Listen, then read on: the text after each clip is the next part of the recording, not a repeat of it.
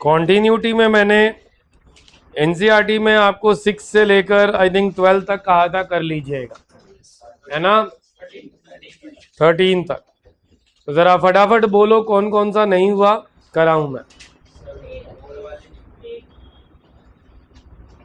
7 नहीं हुआ और 8 नहीं हुआ। जरा देखो, एक भाई कह रहा है मूड वाले हुए ही नहीं। तो समस्या बस इतनी सी है बेटा, 11th क्लास में मॉडुलस फंक्शन का मतलब बताया गया था, वो याद होना चाहिए।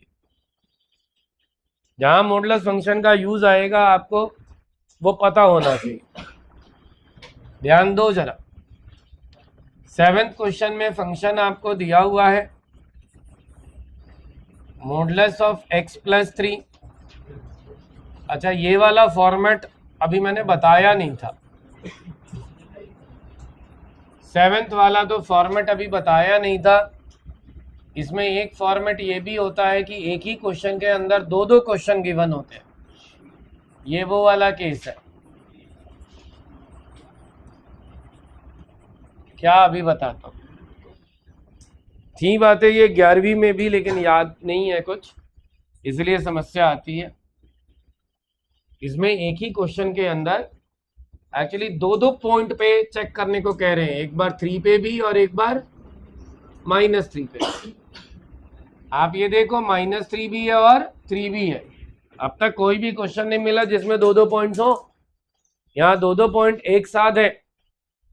तो एक्चुअली हम क्या करते हैं बेटा, जरा ध्यान देना, इस फंक्शन को दो टुकड़ों में तोड़ते हैं, एक बार -3 वाले और एक बार 3 वाले। जब x की वैल्यू -3 से कम है तो modulus of x plus 3, if x is less then -3, और -2x है इफ x इज क्या ग्रेटर देन -3। ये एक क्वेश्चन हुआ, और ये दूसरा क्वेश्चन हुआ। अब 3 वाले पॉइंट पे चेक करेंगे, ये -2x होगा if x is less then 3, और 6x प्लस 2 होगा if x is greater then और इक्वल टू 3। यस और नो? कोई दिक्कत किसी को? तो ये इस तरह से ये दो अलग अलग क्वेश्चन बना दिए। अब इसमें अलग चेक करोगे और इसमें अलग। ये पहले बात क्लियर हुई सबको? बताओ, रब कर दूं क्वेश्चन को, क्योंकि जगह नहीं बचेगी, नहीं मैं क्वेश्चन ही हटा रहा हूं।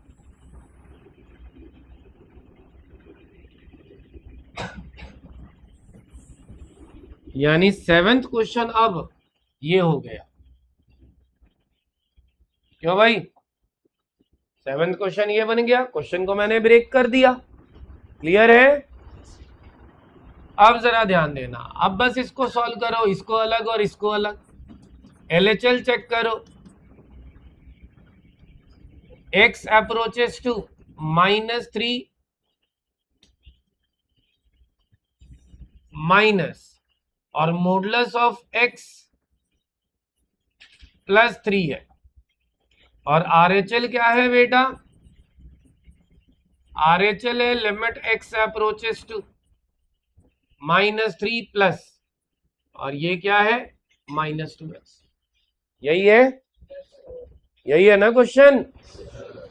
अब जरा ध्यान देना, इधर तो कोई दिक्कत ही नहीं है ना, तो ये 0.0 फॉर्म में है। यहाँ पे x की वैल्यू आप क्या पुट कर दो? -3 plus h, as x approaches to -3 h approaches to 0, तो limit h approaches to 0 -2, x की वैल्यू क्या हो जाएगी? -3 प्लस h की वैल्यू 0 पुट कर दो, बन गई बात, 6 आ गया। अब इधर का क्या करे भाई? इधर क्या रखे? तो जरा देखो, या तो मॉडुलस का रूल लगा दो। मॉडुलस ऑफ x का रूल क्या था, याद है? मॉडुलस ऑफ x माइनस का x होता है अगर x की वैल्यू लेस देन 0। बोलो, तो यहां x की वैल्यू क्या कह रहे हैं? -3 है, लेस देन 0 ही है ना, रख दो। समझे क्या? तो यहां पर लिमिट x अप्रोचेस टू -3 और यहां पर आप इसको नेगेटिव x रख दो, ठीक है, -3 माइनस, आप चाहो तो अब x की वैल्यू -3 + h रखो, चाहो क्या रखना ही पड़ेगा, x की value -3 minus h as x approaches to -3 h approaches to 0। Modulus of x की जगह नेगेटिव x क्यों रखा है, ये समझ आ रहा है? अरे भाई वो बताया, modulus of x negative x होता है जब x की वैल्यू क्या हो, 0 से छोटी हो। तो यहां x की वैल्यू क्या है, 0 से बड़ी है क्या? अगर x की वैल्यू 0 से बड़ी होती तो मॉडुलस ऑफ x को हम क्या रखते हैं, x रखते हैं। रूल होता है ये, और इससे आंसर हमेशा प्लस में आएगा। क्या हुआ, हजम नहीं हो रही बात? रख के देख ले बेटा, x की वैल्यू 0 से छोटी कोई भी रखी हो, कोई भी बोल, -5, -5 रख, ये प्लस हो जाएगा, -6 + 6 हो जाएगा। अब आपको लगता है अरे सर वही रहने दो ना, -5 किया, ये लो जी +5 हो गया, ये सवाल तो हो जाएगा उसी से, लेकिन बाकी कहीं ना कहीं फंस सकते हो। इसलिए जो नियम है, नियम को फॉलो करो। एक होता है जुगाड़ कि बस आंसर ले आए जी, वो तो आप मॉडुलस में रहने दो, -3 + h लिखोगे, -3 का मॉडुलस +3 आ जाएगा। लेकिन जुगाड़ से ना चलो भैया, प्रॉपर रूल से चलो, कहीं नहीं उलझोगे फिर, ठीक है? अच्छा जी, तो लिमिट h अप्रोचेस टू 0, अब यहां पे x की जगह पे क्या रख दो, -3 - h। ये 0/0 फॉर्म में है नहीं, तो h को डायरेक्ट 0 पुट कर सकते हो, -3 और +3 क्या हो गया, अगेन 6 आ गया सेम। तो इसका मतलब ये हो गया, function is continuous at x = क्या, किस पॉइंट पे चेक किया है, -3।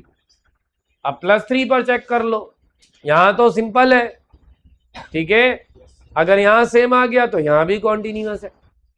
आप कहोगे सर यहां कॉन्टिन्यूअस और वहां डिसकॉन्टिन्यूअस आ सकता है क्या? एकदम आ सकता है, वो अलग पॉइंट है और ये अलग। क्यों भाई, आप वहां पे देखोगे तो -6 यहां आ नहीं रहा है सेम, यहां सेम नहीं आएगा, कहोगे डायरेक्ट कैसे कर दिया, हमें तो इतना बड़ा करना पड़ता है। भाई 0/0 ना हो ना, एक नंबर में हो, आप देखो डायरेक्ट पुट करने पे 0 नहीं हो रहा ना, तो आप डायरेक्ट भी पुट कर लो, वही आंसर आएगा जो पूरा सॉल्व करके आएगा। आप 3 पुट कर दो, -6, यहां 3 पुट करो, 6 3 18 + 2 20। ओके, डायरेक्ट भी कर सकते हैं, एकदम कर सकते हैं, लेकिन उस शर्त में जब ये 0/0 फॉर्म में ना हो, ठीक है क्या ये 0/0 फॉर्म में? बस करिए, नोट करिए। हो गया बेटा, 8th और 9th क्वेश्चन भी इसी तरह से होंगे बेटा, फिर भी मैं करा देता हूं, एक करा देता हूं, 8th में करा देता हूं। 8th में मॉडुलस ऑफ x/x और 0, ये if x is not equal to 0 और ये if x is equal to 0, ठीक है भाई, ध्यान देना जरा। यहां पर LHL देखते हैं, limit x approaches to 0 minus अगर करते हो fx, 0 माइनस का मतलब क्या हो गया बेटा, 0 से थोड़ा छोटा, और 0 से थोड़ा छोटा होते ही मॉडुलस ऑफ x क्या होगा, ठीक है। पुट वुट तो बाद में करेंगे, ये पहले ही कट के -1 हो गया, क्यों भाई? अब क्या तो हम 0 - h माने भाई, कुछ बचा ही नहीं ना अंदर। आप x को 0 - h पुट करके भी क्या कर लोगे, ये तो कांस्टेंट है, कांस्टेंट की वैल्यू तो फिक्स ही रहनी है, कोई पुट करने की जरूरत नहीं, सीधा आंसर -1। समझे? देखो बेटा, ये सब बातें 12th की नहीं है, ये बेसिक बातें हैं कि x की लिमिट हम जो चेंज करते हैं x में पुट करने के लिए ना, x बचा ही नहीं तो पुट कहां करोगे, तो कोई असर पड़ेगा क्या? तो काहे को टाइम पास करना है x को 0 -h, है भाई? इसी तरह यहां पर, क्योंकि देखो लिमिट का इस्तेमाल तब ज्यादा करना होता है जब 0/0 फॉर्म में हो ना, तो सीधा उठा के वैल्यू पुट कर दे, और कांस्टेंट बचा, सॉरी वेरिएबल ही नहीं बचा तो वैल्यू भी क्या ही पुट करनी। ठीक है, RHL देखो, लिमिट x अप्रोचेस टू 0+, और 0+ का मतलब 0 से बड़ा है भाई। अब 0 से बड़ा में ये फंक्शन मॉडुलस ऑफ x क्या होगा? प्लस का x होगा। अब ये दोनों कैंसिल होके क्या आ गए? अब ये 1 आ गया, तो लिमिट x अप्रोचेस टू 0+1 ही आ गया, रिजल्ट 1। तो डिसकंटीन्यूअस है। ये दोनों बराबर भी आ जाते तो वहां 0 दिया हुआ है, डिसकंटीन्यूअस। तो आपको लिखना पड़ेगा therefore function is discontinuous at x is equal to 0। समझ गए? कोई समस्या हो तो बताओ, और बताओ 13 तक में कोई दिक्कत? तो जरा 14, 15 और 16 देखो, ये तीनों एक ही तरीके के क्वेश्चन है और इतने आसान है कि क्या कहूं, बस लिखा ऐसे है कि देख के डर लगता। तो इसके बाद मैं 14, 15, 16 कराऊंगा और फिर k की वैल्यू वाले कराऊंगा। लिख लिया सबने? नेक्स्ट क्वेश्चन देखो बेटा, नेक्स्ट क्वेश्चन में क्या है, ये 14th क्या 15th देख लो, सारे एक जैसे ही हैं। या एक काम करो 16 देख लो, 14, 15 दोनों का मिक्सचर है ये। -2, 2x और 2, ये सबसे आसान क्वेश्चनों में है, बट थोड़ा सा समझने की बात है।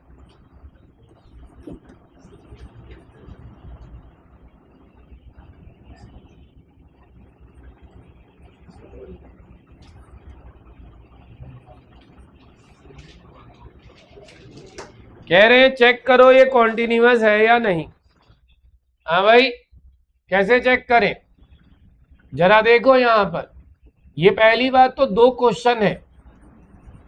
कैसे पता चल रहा है 2 क्वेश्चन है, ये पता है आपको? यहां पे एक तो -1 कॉमन पॉइंट है और इधर +1। तो -1 पे जरा गौर करो, x जब लेस देन -1 है ये -2 है भाई, और 2x है if x is greater than -1। एक क्वेश्चन। फिर इसी तरह यहां देखो, +1 पे चेक करो, x जब लेस देन 1 है तो ये 2x है if x is less than equals to 1, और 2 है if x is greater than 1। हाँ या ना? कोई दिक्कत? अभी तक तो मैंने क्वेश्चन ही बनाया है। क्वेश्चन समझ आ गया कैसे बना? कोई डाउट या कंफ्यूजन तो नहीं? चलो जी, अब जरा ध्यान देना यहां पर LHL देखो। LHL क्या है? x अप्रोचेस टू -1 माइनस और फंक्शन। इस फंक्शन की वैल्यू क्या दी हुई है? बोलो भाई। अरे यार क्या दी हुई है? तो कितनी आफत आ रही है बोलने में। अब यहां पे मैं x को -1 -h मानू? कोई जरूरत नहीं है, कांस्टेंट है, सीधा -2 लिख दो। खाली कांस्टेंट है तो उसकी वैल्यू बदलनी ही नहीं ना, x पे कोई डिपेंडेंसी ही नहीं है। क्यों भाई? जबकि RHL देखो जरा, limit x approaches to -1 plus, और ये 2x है, तो यहाँ x है, यहाँ तो रखना पड़ेगा। लेट करोगे x की value -1 plus h as x approaches to -1 h approaches to 0। तो ये क्या हो जाएगा, limit h approaches to 0 two x की जगह -1 प्लस h। क्या ये 0 अपॉन 0 फॉर्म में है? भाई अपॉन में तो कुछ है ही नहीं, अपॉन में कुछ है ही नहीं। तो हम डायरेक्ट वैल्यू पुट कर देंगे, h की वैल्यू 0 पुट कर दो, -1 प्लस 0 क्या आ गया, -2 सेम आ गया। तो therefore function is continuous at x is equal to -1। Check किस पर कर रहे हैं, -1 पे, ये तो आंसर आ रहा है। इसी तरह अब इधर देखो LHL, limit x approaches to 1 minus function और limit x approaches to 1 plus और जो भी हो function. Limit x approaches to 1 minus और फंक्शन की वैल्यू क्या है, 2x है ना यहां पर, ठीक है क्या? यहां तो मानना पड़ेगा x की value 1 minus h as x approaches to 1 h approaches to 0। तो limit h approaches to 0, x की वैल्यू क्या हो गई 1 माइनस h, h को 0 पुट करोगे तो 2 इंटू 1 क्या आ गया 2, आया ना? जबकि यहां पर 1 प्लस के केस में फंक्शन क्या है, सीधा ही 2 है, तो आंसर क्या आ गया 2। अब भी ये बराबर है, तो यानी कि function is also continuous at x is equal to 1। समझ आई बात? कोई दिक्कत? करिए। हाँ जी, समझ आ गई बातें? बस इसमें कहीं पे 0/0 फॉर्म का क्वेश्चन मिल जाए तो लिमिट्स के अकॉर्डिंग सॉल्व करना पड़ता है, ठीक है? तो ये तो आपने चेक करना सीख लिया कि कैसे फंक्शन कॉन्टिन्यूअस होते हैं या डिसकॉन्टिन्यूअस होते हैं। अब अगर फंक्शन कॉन्टिन्यूअस है तो कई बार कुछ वैल्यूज मिसिंग होती है, उसकी वैल्यू निकालनी होती है। जैसे कि आप क्वेश्चन नंबर 29 देखे अपने एनसीईआरटी में एक्सरसाइज 5.1 में, fx की वैल्यू kx प्लस 1 है और इधर 3x माइनस 5 है। ये तब जब x लेस देन 5 है और ये तब जब x इज ग्रेटर देन 5 है। तो कह रहे हैं फंक्शन अगर कॉन्टिन्यूअस है तो k की वैल्यू निकालो। बहुत ध्यान से देखना बेटा, इसमें काम आपका आसान हो जाता है, लेकिन ध्यान ना देने की वजह से आप वहां भी टाइम पास करते रहते। यहां पे मुझे 5 माइनस और 5 प्लस करने की कोई कंपल्शन नहीं है। क्यों? क्योंकि यहां पे हमसे ये नहीं कह रहे कि चेक करो कॉन्टिन्यूअस है, ये तो कह रहे कॉन्टिन्यूअस है। तो आपको पता है ना, जो फंक्शन कॉन्टिन्यूअस होता है अगर 5 माइनस पे निकाले, 5 प्लस पे निकाले या 5 पे निकाले, हर जगह वैल्यू सेम होती है। तो मैं क्यों 5 माइनस 5 प्लस पे जाऊंगा, सीधा 5 पे नहीं कर दूंगा?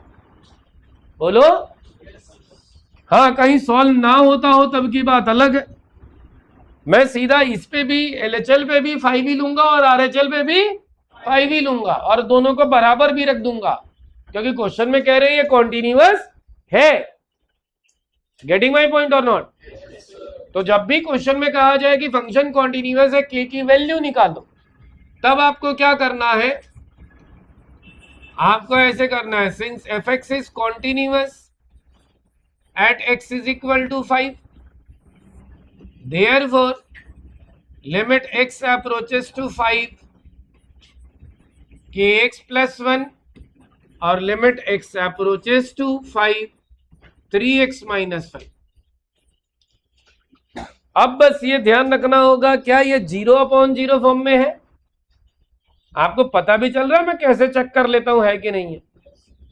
भाई वैल्यू पुट कर लो, ऊपर 0 और नीचे 0, तो यहाँ नीचे तो 1 ही 1 है, तो यहाँ सोचना ही नहीं है, अपॉन में कुछ नहीं है तो 1 है, तो 0/0 फॉर्म में है ही नहीं है, तो बस x की वैल्यू सीधा 5 पुट कर दो, k × 5 + 1 और 3 × 5 -5, 5k + 1 15 - 5 10, 5k = 9 और k की वैल्यू क्या? क्यों भाई, समझ आ रही है बात? समस्या तब हो जाती है जब ये 0/0 फॉर्म में हो। जैसे कि क्वेश्चन नंबर 26, fx की वैल्यू क्या दी हुई है? k cos x upon pi -2x, और ये तब जब x की वैल्यू नॉट इक्वल टू π/2 और 3 जब x की वैल्यू क्या हो? Equal to π/2। ठीक है, तो आपको पता है फंक्शन कॉन्टिन्यूअस है, तो इस पे LHL लगाओ चाहे RHL लगाओ चाहे डायरेक्ट लिमिट लगाओ, सबका आंसर हम 3 के बराबर रख सकते हैं, क्योंकि f ऑफ π/2 की ये वैल्यू दी हुई है, हाँ या ना? बोलो। तो हम क्या कर सकते हैं, limit x approaches to π/2 k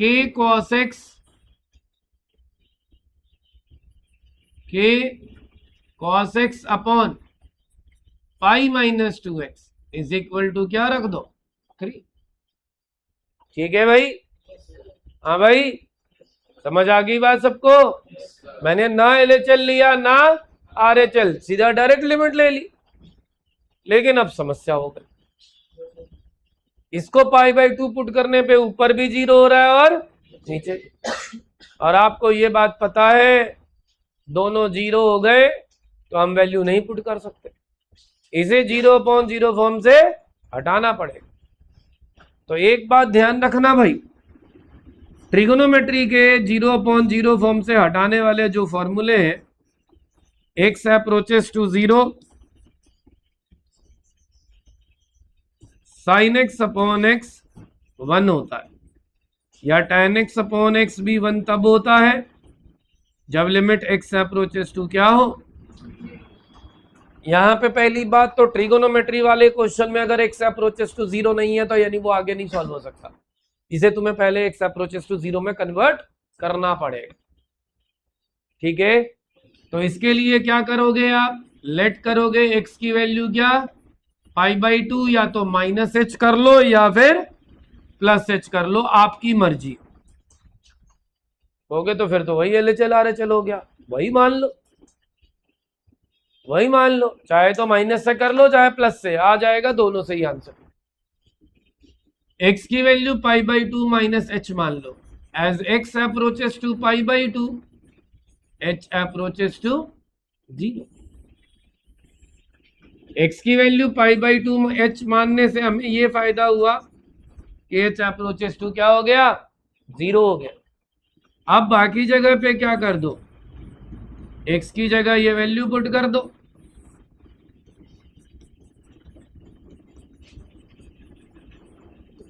बेटा ये चीज समझनी बहुत जरूरी है कि कब सिंप्लीफाई इतना करना पड़ता है और कब डायरेक्ट रख सकते हैं। डायरेक्ट तब रख सकते हैं जब 0/0 फॉर्म में ना हो, और डायरेक्ट तब नहीं रख सकते जब या तो जो 5 फॉर्मूलों का फॉर्मेट बताया उनमें से कोई हो, मतलब अगर 0/0 फॉर्म में है तो या तो वो 5 फॉर्मेट से होगा, या फिर रेशनलाइजेशन से होगा, या फिर फैक्टराइजेशन से होगा। ट्रिगो है तो sin x/x या tan x/x लाना पड़ेगा। अब जरा देखो ये आ चुका है, cos 90 - h क्या होता है, sin x, इसका ब्रैकेट ओपन कर दो, 2 इंटू होगा -π + 2h, -π + π कैंसल। जरा गौर से देखो k और 2 कांस्टेंट है, इनको मैं बाहर कर दूं तो limit h approaches to 0 sine h upon में h हो जाएगा क्या? बताओ। और आपको पता है साइन h अपॉन h की वैल्यू क्या होती है? तो k/2 into 1 is equal to 3 और k की वैल्यू क्या आ गई? तो इस तरह की k की वैल्यू निकालने वाले क्वेश्चन ना बेटा ज्यादा आते हैं। ऐसा तो मैं नहीं कहूंगा बाकी नहीं आते, लेकिन ये ज्यादा आते। करिए नोट। समझ आई ये बात? इस पे बेस क्वेश्चन आप लोग लिख लीजिए जो आपने करके आना है बेटा।